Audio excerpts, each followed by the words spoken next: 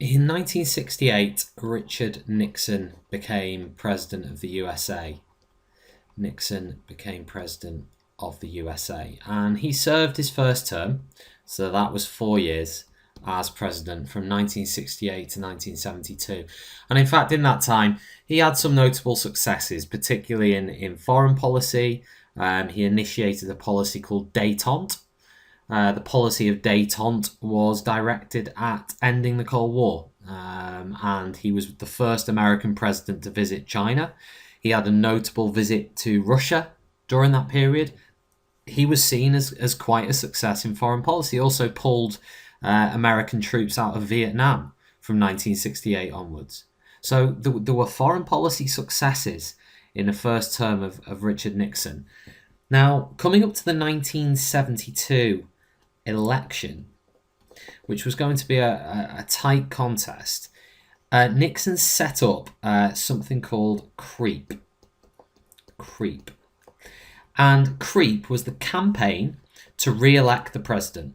The campaign to re-elect the president. It was a group that was set up with the express purpose of helping Nixon to win the election. Now, there's actually nothing wrong with that in itself, but what Nixon did actually do was he put 350,000 US dollars aside for dirty tricks.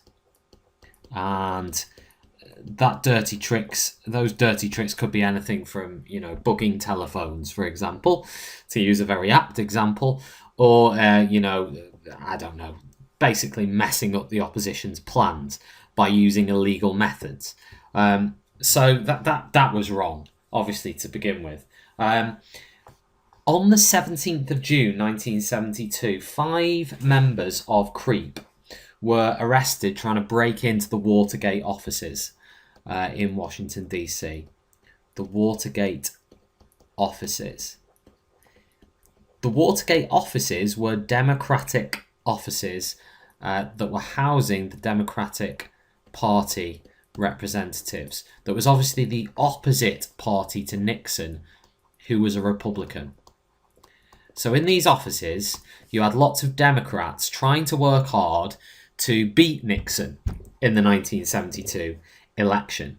Now, on the 17th of June 1972, 5 burglars, I'll put burglars in inverted commas, because they weren't actually burglars, they were there to plant bugging devices, but they were arrested as burglars, and there was 5 of them. Arrested 5 burglars. Now, what actually happens next is the media actually get involved, because up to this point, this gets very, very little media coverage. There's been a burglary at the Watergate offices, well, big deal. But actually what Woodward and Bernstein, the 2 Washington Post journalists, find out, that's Woodward and Bernstein, they actually discover that one of these burglars worked for CREEP. So they actually discovered a link between CREEP and the burglars. So suddenly they realise that, hang on, the president's re-election campaign has ordered, potentially, 5 individuals to break into the Watergate offices and to plant bugging devices in telephones in there to help Nixon to actually win that election. Now, in January 1973, the Watergate burglars were put on trial. James McCord, who was one of those convicted, claimed in court that there'd been a White House cover-up. Now, again, Nixon denied all knowledge, and Nixon has denied all knowledge from the word go. He denied all knowledge when Woodward and Bernstein reported that the CREEP were involved. When they reported that in the Washington Post, Nixon had denied all knowledge. Now, when James McCord in the trial says that the White House had been involved, he also denies all knowledge. However, he did admit at this point that 2 of his top advisors had known about it.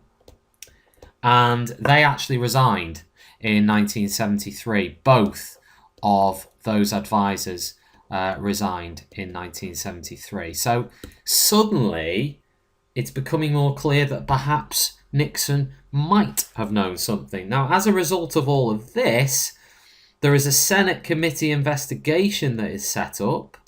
A Senate committee investigation is set up. This Senate committee investigation sees that it's increasingly obvious that the White House has been involved.